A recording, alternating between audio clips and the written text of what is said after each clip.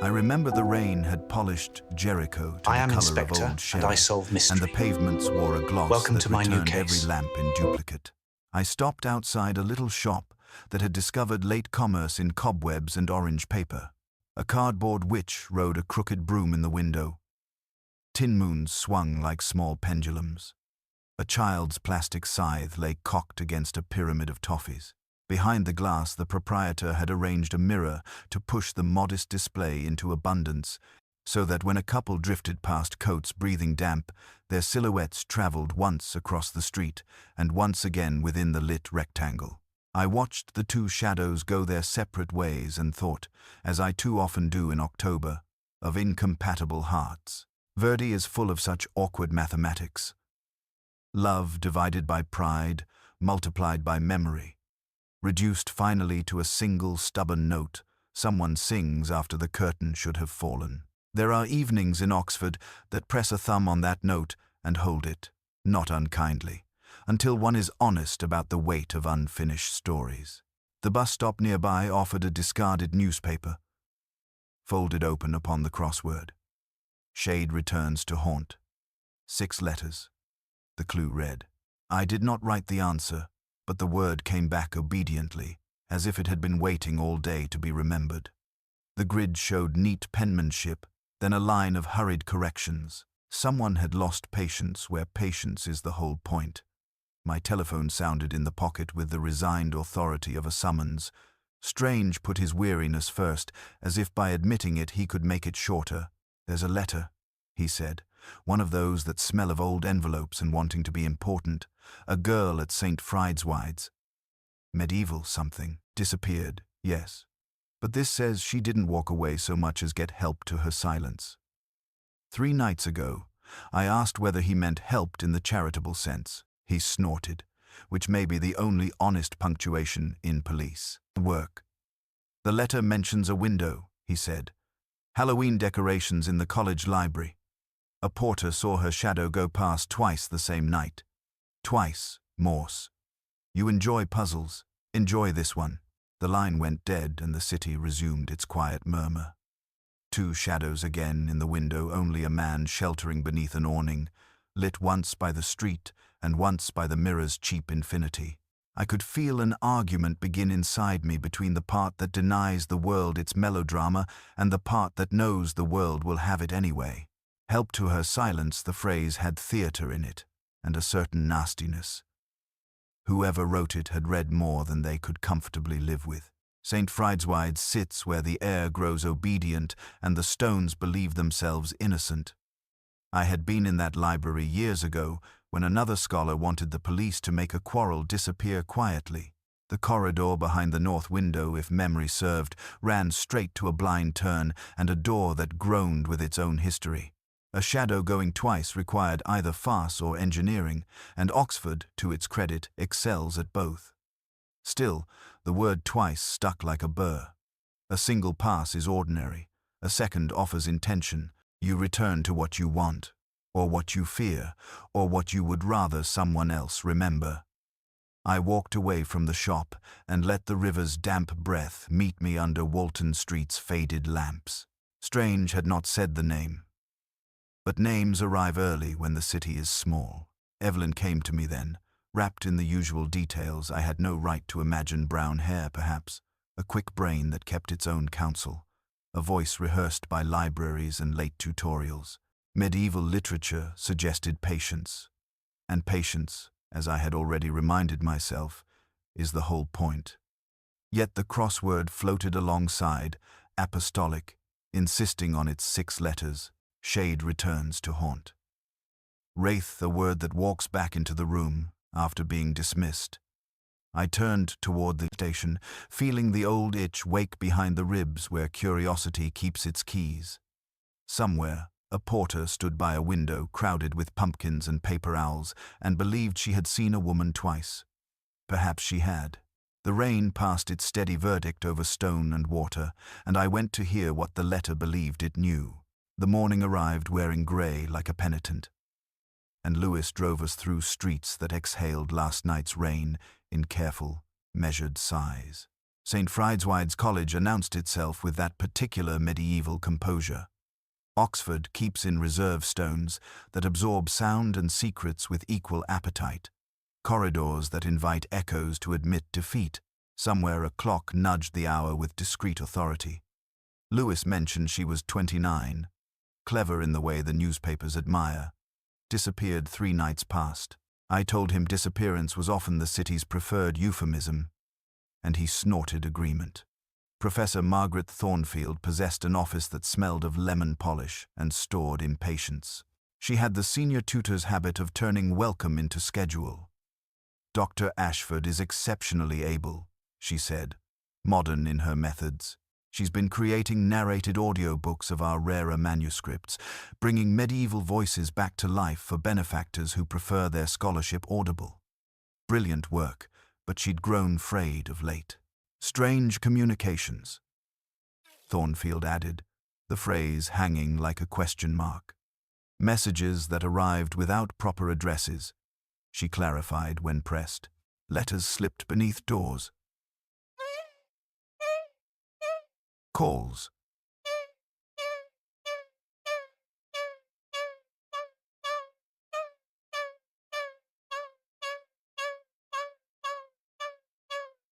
Latin, then disconnected.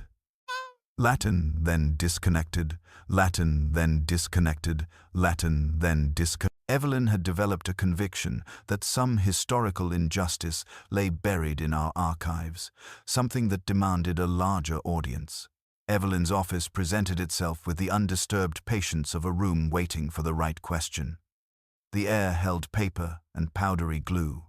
Courtly love poetry stood ranked like minor nobility. A volume lay open to passages annotated, in 2 inks, one recent enough to shine where lamplight trembled. Professional recording equipment occupied the corner. Microphones, editing software capable of surgical precision with sound. On the desk, the Times folded to its crossword, half finished with disciplined ink, save for one clue staring back blankly. Shade. Returns to haunt. 6 letters. The other answers showed tidy completion. This square bore the faint rubbed gleam of an eraser's ghost. She had written something, then reconsidered. Wraith would fit perfectly, perhaps too eager a word to leave visible. A notebook beside the keyboard held 2 entries in different hands. The shadow speaks twice when the truth demands witness, written in Evelyn's careful script. Below it, cramped and hurried. Some truths are too expensive for the living to afford. Lewis observed quietly that the room felt paused rather than ended. He touched nothing, which remains a quality I prefer in companions. The Porter's Lodge received us with that formidable hospitality only college lodges manage. Mrs. Ruth Kettle poured tea into mugs that had weathered sterner winters. Her hands showed the redness of hot water, her watch the zeal of accuracy. I asked about the Halloween window everyone in such stories eventually acquires. She nodded with witness certainty. Pumpkins cut from card, owls with googly eyes, orange bulbs pretending candlelight, and the corridor lit like a lantern behind. I saw her pass twice, she said. 3 minutes apart exactly the kettle was singing, and it marks 3 minutes precise. Lewis asked how someone might pass twice when the corridor runs straight to a blind turn and fire door. Mrs. Kettle answered that she knows the building like her own breath and would not claim what wasn't true. Her grammar held the stubborn architecture of fact. On our way out, I traced fingers along oak paneling near the turn, feeling the old vibration that lives there. Footfalls sink differently where boards answer back. A second, a pass should have spoken to the wood. Yet the hush in that corner belonged to longer terms. Outside, bicycle chains worried themselves into motion. I thought of shop windows rehearsing silhouettes, of mirrors that manufacture second versions of whoever wanders past. This corridor offered no such cooperation. Twice suggested intention, 3 minutes suggested planning. And Mrs. Kettle's kettle suggested we were measuring the past by a domestic instrument that rarely lies. Evelyn's absence had begun to sound like preparation rather than panic. And in the crossword's small refusal, I heard a mind that had reached for a word and been warned away by something colder than doubt. St. Friedeswide's possessed that peculiar collegiate gravity, where small worlds bend light toward themselves until truth becomes a matter of perspective rather than fact. The stones seemed to absorb confidences as readily as morning damp, and I sensed we were entering a circle that had long ago perfected the art of closing ranks. Dr. Julian Blackwood received us in a room that smelled of beeswax and theological uncertainty. Hymn numbers leaned askew on their board as if the music had departed during some quiet rebellion. He spoke of Evelyn with the careful restraint that only amplifies what it seeks to conceal, his hands moving like someone conducting melodies only he could hear. "We talked late into evenings," he said, "about the weight of hidden truths." Her phrase, though it felt borrowed from my shabbier theology, his thumbs bore the black stigmata of fountain pens. A faint scorch marked his cuff, where candles demand their tribute. "She believed the past owed us an apology," he continued, voice dropping to confessional register, "or perhaps she wanted one for herself by proxy. When I asked whether affection had wandered near the altar, he allowed that it had, uninvited but welcome." Beneath his prayer book lay a letter addressed in neat feminine script, dated a fortnight past. He rested a finger on it, as one might touch a wound, then shifted it sideways into shadow. "The just man justices," he murmured, attempting Hopkins and stumbling. I told him the poet would forgive such honest failure, and he winced with the particular pain of men who have built their lives on words. Professor Eleanor Vance commanded her study with the territorial authority of someone who had fought for every privilege twice over. Her grey hair was arranged like a challenge. Books stood in militant ranks behind her desk. She dismissed Evelyn's work as sentimental archaeology, the phrase delivered with surgical precision. "All this business about giving voice to medieval manuscripts," she said, "as if scholarship requires theatrical enhancement." We had heated exchanges about access to our most precious texts. She seemed to believe that making pretty recordings somehow trumped proper scholarly protocol. Yet beneath the dismissal lay something more complex. When she mentioned their arguments, her fingers drummed against the desk with the rhythm of someone who had lost debates she felt she should have won. I noticed a brass key on her ring, older than the rest, its shank polished where fingers repeat themselves. Her shoes were dry despite the morning's persistent damp, an odd detail that suggested alternative routes through the college. Simon Marsh's antiquarian shop leaned against its neighbors like an old man seeking support. The air held centuries of paper and binding glue. Dust motes performed their ancient dance in filtered light. Marsh himself appeared constructed from the same materials as his stock-worn edges, careful handling required. Our business relationship was entirely professional, he insisted, though his voice suggested otherwise. She required specific texts for her audiobook project, manuscripts dealing with courtly literature, medieval romance. I supplied what I could locate through proper channels. His hands smelled faintly of metal rather than paper. And on the counter, duplicate invoice lay beneath a brass paperweight. Someone had blotted and overwritten the month, a small act of housekeeping that forgets how the ghost of first entries persists. Outside, a grey Volvo estate bore London registration and a college parking sticker curling at its corner. Odd fidelity for a mere supplier. When Lewis asked about Halloween evening, Marsh mentioned a dinner with clients, then paused long enough to admit it might have been something else entirely. He avoided Evelyn's surname thereafter, as if intimacy required receipts he could not provide. Each conversation felt like reading stories with crucial pages deliberately torn out. These people knew one another with the intimate wariness that comes from sharing small spaces and large ambitions. They spoke in the careful language of those who understood that words, once released, could not be recalled. The college bell chimed 4 times, and in that measured sound I heard the echo of Mrs. Kettle's kettle, marking 3 minutes precise. Time, it seemed, was becoming our most reliable witness in a place where truth wore so many careful disguises. The Mitre Inn wore its centuries like comfortable mourning clothes, each timber darkened by accumulated weather and whispered confidences. The proprietor produced the guest register with ceremonial gravity, pages stiff with the weight of transient lives. My finger traced backward through commercial travelers and visiting scholars until it paused at an entry that whispered rather than announced itself. E. Ashworth, checked in October 30th, the departure column maintaining its accusatory silence. The handwriting possessed that careful restraint people employ when they wish to appear calm. The initial E formed a single stroke, looped back upon itself, curious. Since yesterday in Evelyn's notebook, I had observed her crafting the letter as 3 even bars joined like a miniature ladder. Either she wrote differently when assuming borrowed identities, or someone else had performed the deception entirely. She seemed oddly distant, the proprietor recalled, as if listening to something no one else could hear. Asked peculiar questions about the room's acoustics, whether sound carried between floors.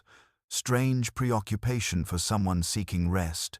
Room 7 remained unoccupied since her vanishing. I climbed stairs that offered their wooden complaints and found a space holding the particular emptiness of interrupted purpose. On the bedside table, a small recording device sat beside blank notebook pages. Its memory contained a single file. 3 minutes of footsteps echoing through stone corridors, punctuated by distant chimes. Someone had been rehearsing sound rather than documenting it. Back at St. Friedwide's, Evelyn's rooms revealed their true secrets. Lewis moved with methodical grace among equipment that belonged in professional studios rather than medieval scholarship. Digital editing software capable of surgical precision with human voice. Microphones that could capture breath between syllables. Hard drives containing dozens of audio files, where Evelyn's voice performed ancient texts with devotional clarity. I listened to fragments of her work. Middle English pronunciation held careful beauty, as if language were archaeology made audible. Yet, something suggested performance rather than scholarship, as though she were creating evidence of existence rather than mere academic recordings. The technical sophistication troubled me. This equipment could manipulate voice with frightening precision. Among scattered manuscripts and annotated proofs, a leather notebook surrendered its secrets, pages filled with elegant observations on medieval linguistics. But one entry demanded attention with its stark authority. The shadow speaks twice when the truth demands witness. The phrase carried biblical weight, yet remained stubbornly elusive in meaning. Below it, additional entries in different hands.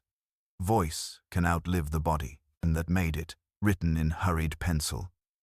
Technical notes about sound reflection and digital manipulation filled margins like anxious prayers. Floor plans of the college's north wing bore measurements and acoustic calculations. Someone had planned deception with architectural precision. One audio file bore yesterday's date. Evelyn reading manuscript passages about courtly betrayal, her voice carrying weight that suggested personal understanding. But the timestamp revealed creation hours after Mrs. Kettle claimed to witness her shadow's double passage. I played it again, listening not to words but spaces between them. Digital editing leaves microscopic scars. Trained ears detect tiny gaps where breath should flow, delays where syllables have been relocated. This was not Evelyn reading on Halloween night, but her voice assembled from previous recordings, stitched together by someone who understood both technology and human longing. The notebook's final entry appeared in block capitals, suggesting urgency. The dead can be made to testify. Lewis discovered receipts tucked among scholarly papers. The mitres' dates matched the register, while a taxi firm's card bore a number scored out and rewritten in unfamiliar handwriting. Outside, evening gathered with customary discretion, and I wondered whether we were investigating disappearance or attending resurrection gone terribly wrong. The phrase about shadows, speaking twice, nagged with deliberate ambiguity. I had witnessed shadows perform simple duplications in shop windows, but this suggested something more complex technology serving hauntings purposes. In medieval literature, shadows often spoke of souls unmoored from proper dwelling places. E. Ashworth had checked in but never departed. Perhaps Evelyn had never occupied that room, except as borrowed syllable, standing there listening to something no one else could hear, her own voice, coming from places she would never reach again. The afternoon returned me to Evelyn's office with that particular grey light. Oxford reserves for days it would rather forget. The corridor offered its familiar wooden complaints. Dust motes performed their ancient ballet in filtered sunlight that seemed already apologetic for its brief appearance. I closed the door and allowed the silence to settle around us like an old coat finding its proper shoulders. The crossword waited with that faintly accusatory patience peculiar to unfinished business. As I studied the grid more carefully, a recognition arrived with uncomfortable familiarity. This was the work of a setter whose mind I had wrestled with through countless evenings when sleep proved inadequate and whiskey insufficient. The particular cruelty with which he arranged his clues, the way wordplay became philosophy disguised as entertainment, marked this as unmistakably his territory. Shade returns to haunt. 6 letters. The answer arrived with shameful ease. WR8th. But as I penciled it carefully in a corner, not defacing her original grid, other completed answers began to whisper their secondary purpose. Reading downward through the first letters of solved clues, a message emerged with the clarity of desperation. Help me. Lewis stood at the window, watching rain negotiate with medieval stone. He asked what had caught my attention. I told him crosswords seldom merely entertain. They illuminate. The plea existed, smuggled inside another man's private game. Trusting someone would possess both patience and paranoia sufficient to notice. Coincidences rarely draft themselves in capitals, I observed. And he nodded with the quiet understanding that makes partnership bearable. The audio equipment surrendered its secrets under closer scrutiny. I selected a file marked with yesterday's date. Evelyn reading medieval poetry about betrayal and revenge, her voice carrying that unforced authority certain scholars possess. Yet, something felt architecturally wrong. Syllables arrived too precisely. Breaths occurred in impossible places. Digital editing leaves fingerprints for those who know where to look, and I had spent evenings with bootleg opera where conductor's pride meets pirate's blades. The manipulation was masterful. Someone had been teaching Evelyn's voice to speak sentences she had never uttered, to read texts she had never seen. Like a gown stitched from pieces of almost identical cloth. The seams were invisible, unless one knew to examine the between spaces where breath should flow naturally. A tiny click, not breath and not page turn, recurred like a nervous tick, precisely 4 words after each occurrence of the medieval verb meaning to speak. Lewis discovered additional evidence in the editing software, dozens of practice files showing progression from clumsy attempts to sophisticated forgeries. Someone had studied her vocal patterns with scientific thoroughness, learning to make her voice perform like a trained actor. The timeline was particularly troubling. The final, seamless forgery bore a timestamp, 3 minutes after Mrs. Kettle's first window sighting. I examined the library's north window more carefully, running fingers along the frame until they discovered what they sought. A small hole drilled through old wood, barely visible unless one knew to look. Someone had installed a concealed speaker system, sophisticated enough to project sound convincingly while remaining nearly invisible to casual inspection. The implications crystallized with uncomfortable logic. The shadow Mrs. Kettle witnessed might not have been Evelyn at all, but someone using her recorded voice to create the illusion of presence while moving past the lit window. 3 minutes between sightings allowed time to reset audio equipment and make a second pass, the corridor's acoustics carrying voice convincingly while the figure remained silhouetted, unidentifiable. The crossword's secret message suggested Evelyn had discovered this rehearsal for her own vanishing. Help me, implied she, understood the danger, but lacked means to communicate it safely.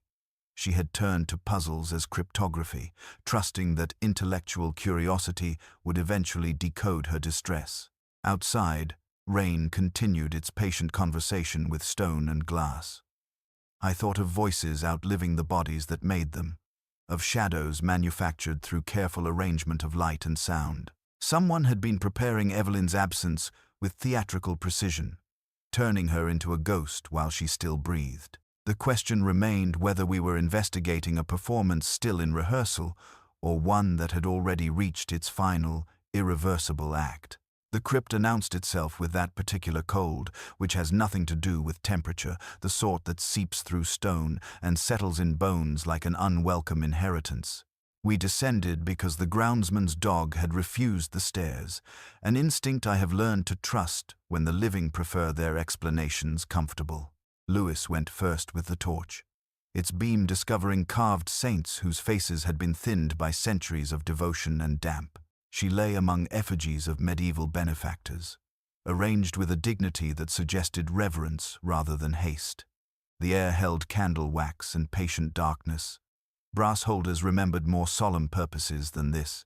Evelyn appeared to be sleeping among the stone knights and their wives, though sleep requires the possibility of waking.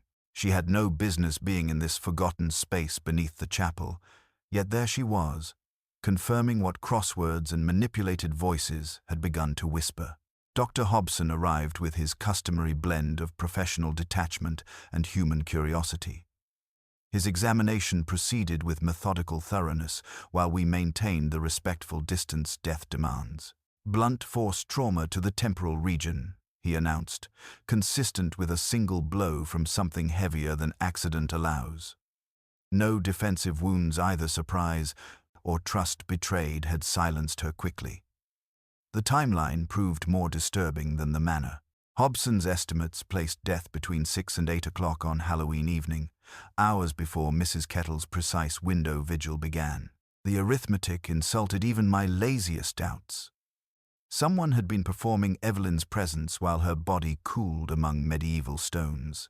I returned to the library's north window, this time bringing the patient scrutiny the morning's discovery demanded. The Halloween decorations remained paper witches and cardboard moons, orange bulbs that had flickered their theatrical welcome to deception. Running fingers along the window frame's interior, I discovered what earlier haste had missed. A hole barely wider than a pencil, drilled with precision through oak that had weathered centuries without such violation. The concealed speaker system revealed itself to careful examination, a marvel of miniaturization sophisticated enough to project voice convincingly while remaining nearly invisible.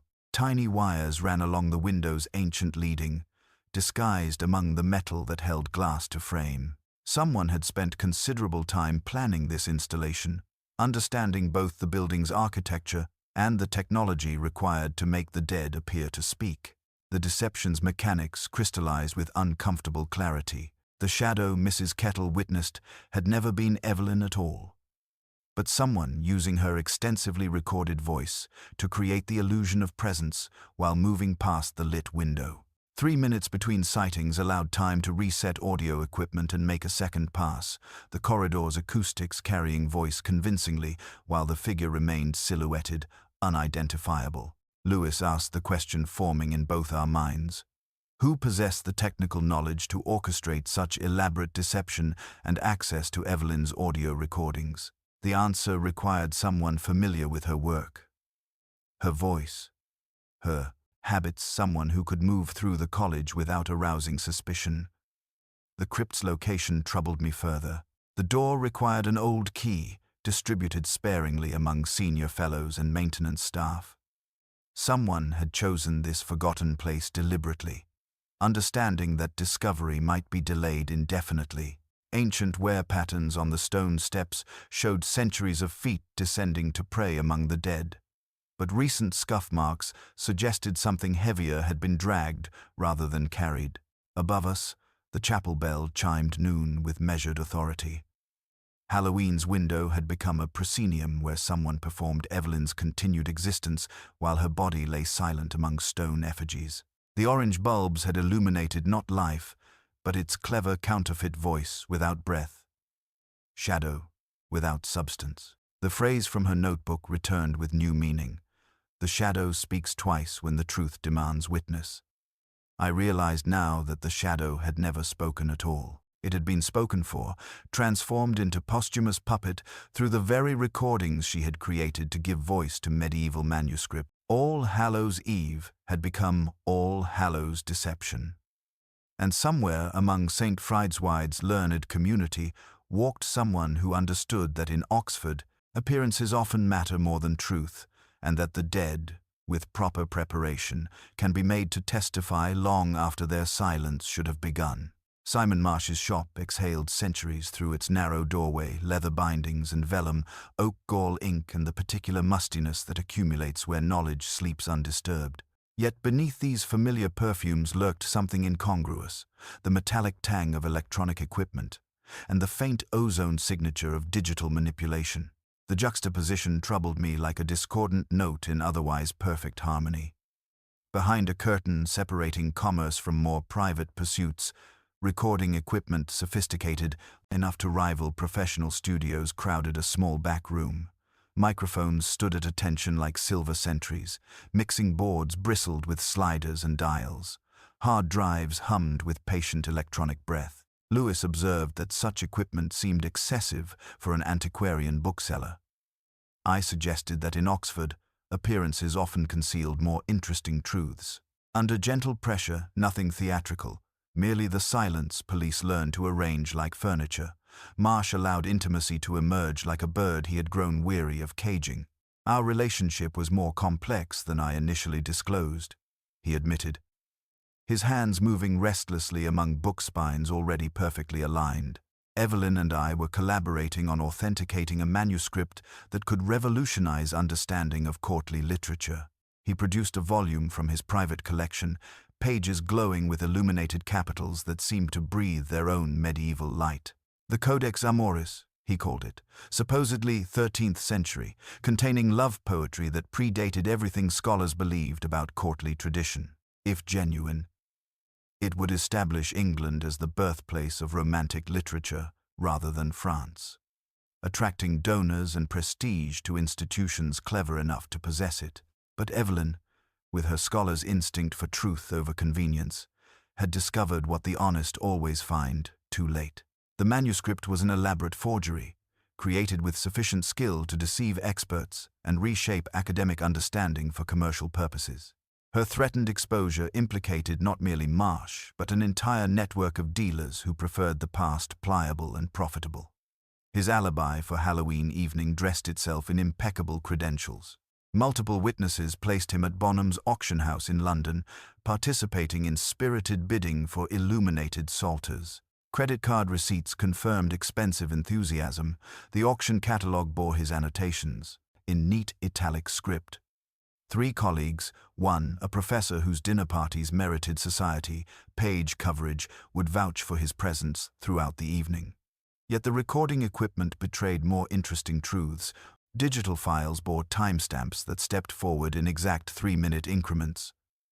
1924, 1927, 1930, then a suspicious gap, then 1936. The pattern matched Mrs. Kettle's window observations with mathematical precision.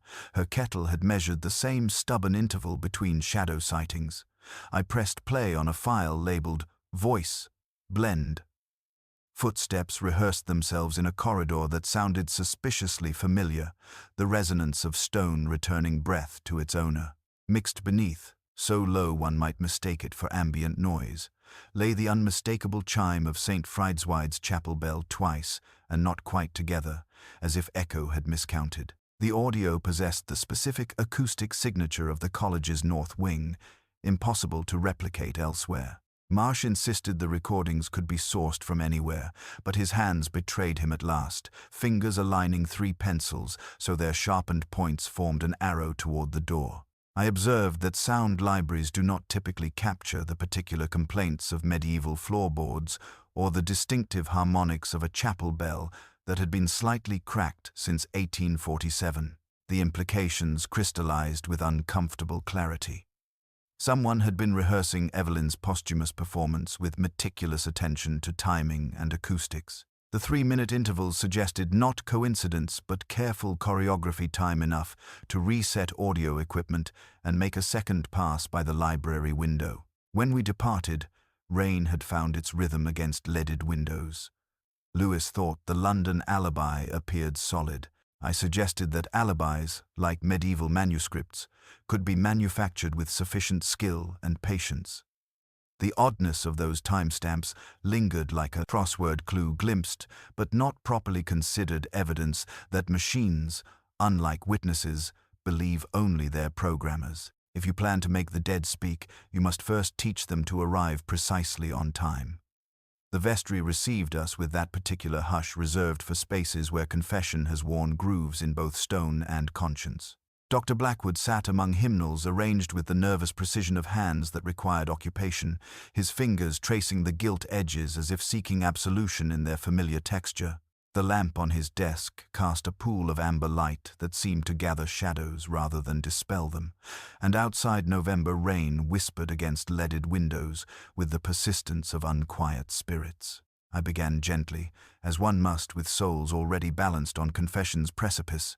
When I mentioned Evelyn's name, he crumbled with the particular grace of men who have spent their lives preparing for such moments, though never believing they would arrive. "She came to me," he said, voice carrying the hollow resonance of the confessional. "Not for spiritual counsel, but because she trusted my discretion above my calling." His love for her emerged like blood from a careful wound, inevitable, shameful, impossible to stanch once acknowledged. "I had fallen into that trap which captures aging bachelors," he admitted, mistaking intellectual communion for romantic possibility. "She possessed a fierce intelligence that sought truth without compromise, even when truth wore inconvenient faces, and I confused her passion for scholarship with something more personal. The manuscript at the scandal's heart carried significance beyond mere academic fraud. The Codex Amoris wasn't simply another forged medieval text, but supposedly the lost foundation document of St. Friedzweigs itself, the original charter, establishing the college's claim to its most valuable endowments. If authentic, it would have elevated the institution's historical standing immeasurably, attracting donors who preferred their philanthropy attached to unimpeachable provenance. But Evelyn's meticulous research had exposed the elaborate deception with surgical precision, carbon dating, linguistic analysis, even the parchment's chemical composition proclaimed 19th-century origins, dressed in medieval costume. The implications reached beyond academic embarrassment into financial catastrophe. Benefactors who had contributed millions based on the college's supposed medieval pedigree would demand explanations, possibly restitution. "I was present when she confronted the perpetrator," Blackwood confessed, the words emerging like reluctant prisoners. "The meeting occurred in the muniment room, above the chapel. Dusk, thin as onion skin at the windows. The conversation beginning with scholarly civility before descending into something uglier when Evelyn threatened public exposure. His account painted the scene with uncomfortable clarity. Ancient documents arranged like silent witnesses, lamplight throwing shadows that danced like guilty consciences, the accused attempting first reason, then appeals to institutional loyalty. Finally, the desperate calculation that attends cornered pride. When violence entered the room like an unwelcome guest, Blackwood confessed his defining cowardice. "I fled rather than intervene," he said, tears arriving with autumn's punctuality. "I heard the blow, that terrible sound of something precious breaking, but I ran like Peter in the garden, my courage extending only to theological abstractions. I noticed his prayer book lay open to a passage about bearing witness, the page marked with a pressed flower that had lost its color but retained its shape, a bookmark chosen for beauty rather than convenience. His right cuff bore a small tear where candle wax had hardened and pulled the fabric, though the chapel kept only beeswax while the stair to the muniment room burned cheaper paraffin. When I asked about the bell's timing, he insisted it had chimed 9, though All Hallows protocol called for the half-hour at 8. The confession provided crucial details but confirmed what instinct had already suggested. Blackwood possessed neither the technical sophistication nor emotional coldness required for such elaborate posthumous theater. His guilt lay in cowardice, rather than murder, the sin of witnessing evil and choosing safety over intervention. As we prepared to leave, he asked whether God forgives those who fail to prevent sins they might have stopped. I told him that theology exceeded my competence, but that human justice concerned itself primarily with actions rather than their absence. The rain continued its patient conversation with stone and glass, and somewhere in Oxford walked someone whose conscience bore heavier burdens than failed courage. The architectural plans arrived with the reluctant dignity of documents that had never intended to become evidence. Their blue lines faded like old veins, beneath skin grown thin with age. I spread them across the senior common room's mahogany table, while portraits of forgotten benefactors watched with patient disapproval, their gilt frames catching lamplight that seemed already apologetic for what it might reveal. Lewis stood at my shoulder as I traced the north wing's layout with a blunt finger, following corridors that had witnessed centuries of ambition and compromise. The revelation did not announce itself with fanfare, but whispered from a marginal note, a small arrow some past surveyor had added beside the library bay, pointing toward a patch of ground in the quad with the word "find" written in practical script. Memory stirred like dust disturbed. A framed photograph in Professor Thornfield's corridor, showing a young scholar kneeling beside that same spot, lifting an illuminated codex from autumn earth, while leaves conspired to make the scene picturesque. The caption had carried a date, and the self-satisfied declaration of the college charter's rediscovery. I held the plans against the window's light, and the pieces arranged themselves with that chilling inevitability which suggests one has merely been slow to perceive what was always there. The library's Halloween display had overlooked not merely college gardens, but the exact ground where, 3 decades past, Eleanor Vance had supposedly unearthed the Codex Amoris during routine archaeological excavation. The irony possessed theatrical completeness. Evelyn's killer had chosen this window, not randomly but with symbolic precision, creating her posthumous performance directly above the site where St. Friedzweig's foundational lie had first been buried in earth and academic respectability.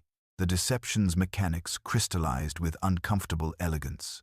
Someone had positioned speakers behind the library window, playing Evelyn's recorded voice, reading medieval texts while moving past the illuminated frame to create the shadow. The 3-minute intervals between Mrs. Kettle's sightings represented not nervous pacing but technical necessity. Time required to reset audio equipment, ensure the illusion remained convincing, and prepare for a second pass. Orange Halloween bulbs had provided perfect theatrical lighting, bright enough to cast clear silhouettes while preventing detailed identification. But the choice of recorded texts revealed either unconscious irony or deliberate cruelty. Among Evelyn's extensive vocal library, the killer had selected passages about betrayal and revenge. Courtly love corrupted by ambition, truth silenced by those who preferred convenient fictions. They had made Evelyn's own voice narrate themes that mirrored her murder, transforming her scholarly devotion into posthumous testimony against her killer. I returned to examine the window's concealed speaker system, noting installation marks that suggested recent work despite the equipment's sophisticated concealment. My hands discovered adhesive residue beneath, the paint a square shadow where tape had once secured a remote trigger, reachable by a passing hand, resettable in seconds. The choreography required precise timing. Walk the circuit from hidden device to lodge corner where observation ceased, then return with breath calm enough to imitate unremarkable passage. The college's financial records surrendered another piece of the puzzle.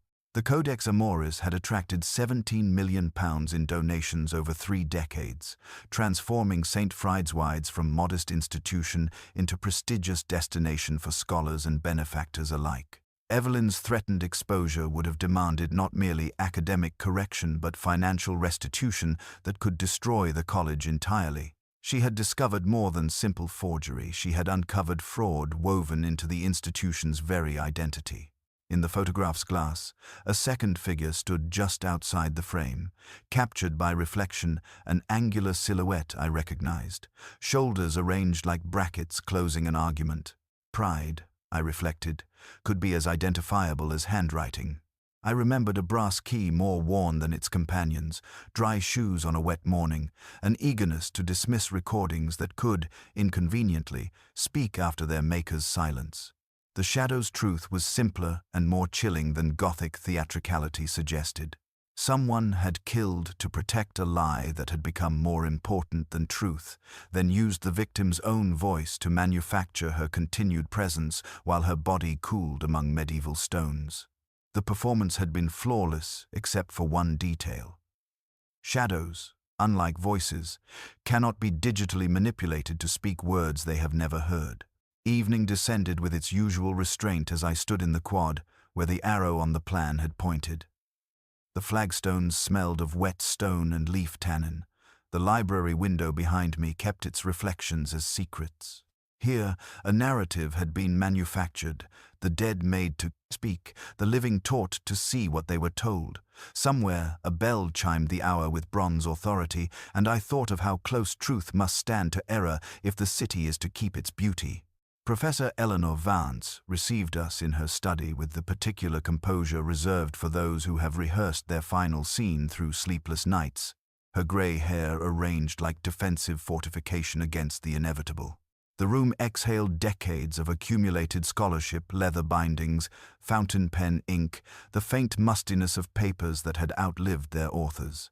She gestured toward chairs with mechanical courtesy, her movements carrying the deliberate precision of someone who understood that every gesture would now be weighed as evidence. I began by spreading the architectural plans across her mahogany desk. The blue lines faded like old veins beneath skin, grown transparent with age. My finger traced the small arrow pointing toward the quad, beside which some forgotten surveyor had written "Find" in practical script. She studied the drawing with academic detachment, her eyes following the measurements that connected her study to the library window where shadows had performed their posthumous theater. The confession emerged not as emotional collapse, but as intellectual justification, each sentence arranged with the methodical care she brought to medieval texts. 32 years ago, she said, her voice carrying the hollow precision of someone reciting from prepared notes, I was a graduate student facing financial ruin and academic failure. The fellowship demanded original research, and I had discovered nothing but the accumulated disappointments of inadequate resources and indifferent supervisors. The Codex Amoris had been her salvation, created during months of poverty in a rented room that smelled of damp cabbage and fading dreams. She had studied paleography until her eyes ached, mixed inks from historical recipes, aged parchment with tea, and careful burning. The forgery required every skill she possessed, and several she had to invent, but desperation breeds particular genius in clever minds pressed against walls. She buried the manuscript in autumn rain, then arranged its discovery with theatrical precision. The photograph in the corridor showed her younger self kneeling beside the excavation, lifting the codex with reverent hands, while colleagues watched in scholarly rapture. That single deception had transformed both her career and the college's identity, attracting £17 million in donations from benefactors who preferred their philanthropy attached to unimpeachable medieval provenance. When Evelyn threatened exposure, Vance felt 3 decades of careful construction pressing against her reputation like accumulated snow against a window. The meeting in the monument room proceeded with academic civility until Evelyn produced irrefutable evidence, carbon dating, linguistic analysis, chemical composition. I struck her with the brass ceremonial mace, she said, the words arriving without drama or apology, a single blow to silence the voice that would have destroyed everything I had built. The posthumous performance revealed her most chilling innovation. Using intimate knowledge of Evelyn's audiobook project, she had installed concealed speakers behind the library window during summer maintenance, positioning remote triggers within easy reach of a passing hand. The 3-minute intervals between Mrs. Kettle's sightings allowed time to reset audio equipment and ensure the deception remained seamless, precisely the duration her kettle required to reach its singing point. I noticed the brass key on her ring, worn smooth where habit polishes guilt, and recalled her dry shoes on that wet morning when everyone else bore Rain's honest signature. "The just man justices," she had quoted days earlier, bruising Hopkins with misremembered words. A scholar who lived by exact citation did not misquote by accident. She had been elsewhere when the line should have fixed her presence, timing shadows instead of attending committee meetings. The irony was not lost on me, as she surely knew it would not be. She had killed to protect a lie that had become more important than truth, transforming murder into performance art where the victim's own voice provided the soundtrack to her killer's escape. The medieval manuscripts Evelyn had loved became instruments of her posthumous manipulation, their authentic beauty corrupted by the false foundation upon which the collection rested. When Lewis moved to make the arrest, Vance straightened her papers with academic precision. She asked whether we understood that some deceptions, once established, become too expensive for institutions to abandon. I told her that understanding and forgiveness occupied different countries, and that justice concerned itself primarily with actions rather than their elaborate justifications. Outside, November rain continued its patient conversation with Oxford Stone, and I reflected that pride, like certain toxins, often proves fatal in doses too small to detect until the damage spreads beyond remedy. The rain had cleansed the quad to the color of pewter by the time they led Eleanor Vance away, her steps measuring the flagstones with that particular dignity reserved for those who have rehearsed their final scene through sleepless nights. She carried her papers arranged with academic precision, as if scholarly duty might somehow transcend the collapse of everything built upon fraudulent foundations. The college watched from windows like a congregation that preferred not to sing, and I thought that Oxford had never lacked for rituals to make human failure sound respectable. St. Friedwide's began its painful reckoning with the methodical precision institutions employ when confronting their own mortality. Emergency meetings convened behind doors that had never learned to keep secrets. Lawyers arrived, with briefcases full of expensive discretion. The £17 million raised on the Codex Amoris would require explanations that no amount of academic eloquence could render palatable. Ambition, I reflected, is never uglier than when it borrows the language of service, and what Vance had guarded was not the past but her own invention of it. In the porter's lodge, I made one final examination of the key ledger, drawn by that peculiar compulsion which insists that small details deserve their moment of recognition. The signature for Halloween evening's crypt access bore a capital E formed as a tight loop, like a comma turned stubborn. Months ago, Vance had initialed a committee memo with the same careful flourish. E. Ashworth in the Mitre Register had worn an identical curlicue, a minor confirmation that arrived late but steadied the line of cause and consequence. Pride, it seemed, left fingerprints, even in assumed names. Evelyn's audiobook equipment stood silent among the Halloween decorations that had become evidence, their orange bulbs extinguished, but somehow still theatrical in the grey afternoon light. Her voice, captured in dozens of digital files, remained trapped in electronic amber medieval poetry read with devotional precision, words that would never again flow from living breath. The project would remain unfinished. A choir silenced mid-phrase. Her voice transformed from scholarly devotion into the instrument of her own posthumous manipulation. Lewis offered to drive me home with his usual economy of language. "You'll want quiet," he said, recognizing with customary tact that solitude had become necessity rather than preference. I allowed him the practical kindness, and we took Banbury Road with the radio mute, the engine doing just enough to keep us honest. At a red light, he observed that some sins require cleverness beyond his appetite. I told him cleverness had very little to do with it. Pride will improvise when talent fails. My flat received me with its familiar sulks and consolations, the floorboards complaining, as they always do, relieved to be consulted. I poured whiskey with the ceremonial attention such evenings require, enough to acknowledge the day's weight without blurring its lessons into comfortable confusion. The crossword lay folded beside my chair, its grid now complete except for that single clue which had started everything. Shade returns to haunt. 6 letters. WRAIth. The answer had been obvious from the beginning, yet accuracy is not the same as truth. The real ghost haunting St. Fried's had been the spectre of a lie dressed as scholarship, walking through corridors where truth was supposed to matter more than convenience. Shadows, unlike voices, cannot be digitally manipulated, cannot be taught to speak words they have never heard. Yet they persist, outlasting the flesh that created them. Outside my window, October shadows continued their eternal choreography, shifting with the wind's instruction and lamplight's patient authority. I watched a figure pass beneath the streetlight, once in substance, once in reflection from the shop window opposite. The doubled image reminded me that some deceptions, once established and nurtured through decades of institutional care, never truly die. They simply learn new choreography, walking past different windows, casting shadows that outlive their creators, echoing through empty spaces where truth once resided. The whiskey offered its familiar consolation, not answers, which remained stubbornly elusive, but the temporary suspension of questions that press too urgently against comfort. Tomorrow would bring paperwork and testimony, the tedious translation of human tragedy into legal language.